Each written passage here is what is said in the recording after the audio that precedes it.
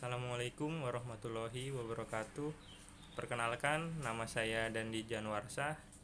Nomor induk mahasiswa 1961 2015 49. Fakultas Ekonomi dan Bisnis, Prodi Manajemen, kelas OP semester 4. Di sini saya akan mereview materi berdasarkan sumber buku Good Corporate Governance karya tulis Dr. Hamdani selaku dosen pengampu mata kuliah Good Corporate Governance di kelas saya semester 4. Langsung saja, saya di sini akan mereview materi dari bab 8 dengan judul Organ dan Struktur Tata Kelola Perusahaan. Organ dan struktur Good Corporate Governance perusahaan terdiri dari Rapat Umum Pemegang Saham, RUPS, Dewan Komisaris, dan Direksi. Keduanya memiliki peran penting dalam melaksanakan Good Corporate Governance secara efektif. Oleh karenanya, harus memiliki kesamaan persepsi terhadap visi, misi, dan nilai-nilai perusahaan dalam rangka mendukung efektivitas pelaksanaan tugas dan tanggung jawabnya.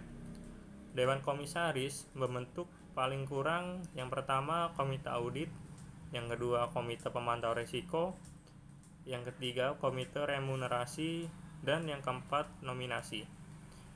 Dewan Komisaris juga wajib memastikan bahwa komite yang telah dibentuk dapat menjalankan tugasnya dengan baik. Oke, yang pertama, Rapat Umum Pemegang Saham atau RUPS. Rapat Umum Pemegang Saham berperan sebagai organ perusahaan, merupakan wadah para pemegang saham untuk mengambil keputusan yang penting yang berkaitan dengan modal yang ditanam dalam perusahaan dengan memperhatikan ketentuan anggaran dasar dan peraturan perundang-undangan. Dan yang kedua, Dewan Komisaris.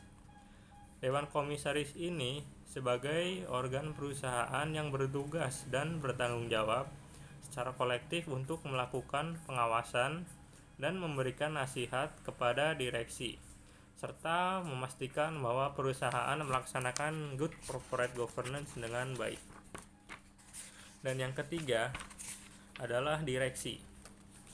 Direksi sebagai organ perusahaan yang bertugas dan bertanggung jawab secara kolegial dalam mengelola perusahaan. Adapun prinsip-prinsip direksi yang harus dipenuhi, yang pertama, komposisi direksi harus sedemikian rupa sehingga memungkinkan pengambilan keputusan secara efektif, tepat, dan cepat serta dapat bertindak secara independen. Yang kedua, direksi harus profesional. Yang dimaksud profesional di sini yaitu dapat berintegritas dan memiliki pengalaman serta kecakapan yang diperlukan dalam menjalankan tugasnya.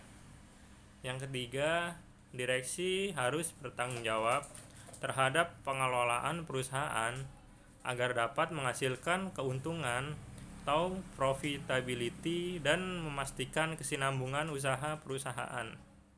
Dan yang keempat, direksi mempertanggungjawabkan kepengurusan dalam RUPS sesuai dengan peraturan perundang-undangan yang berlaku.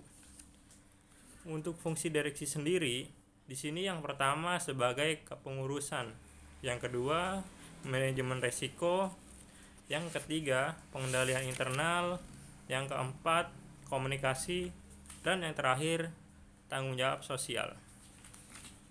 Mungkin itu saja yang bisa saya sampaikan.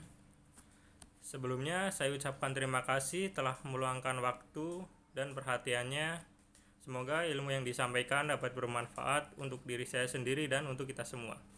Terima kasih. Assalamualaikum warahmatullahi wabarakatuh.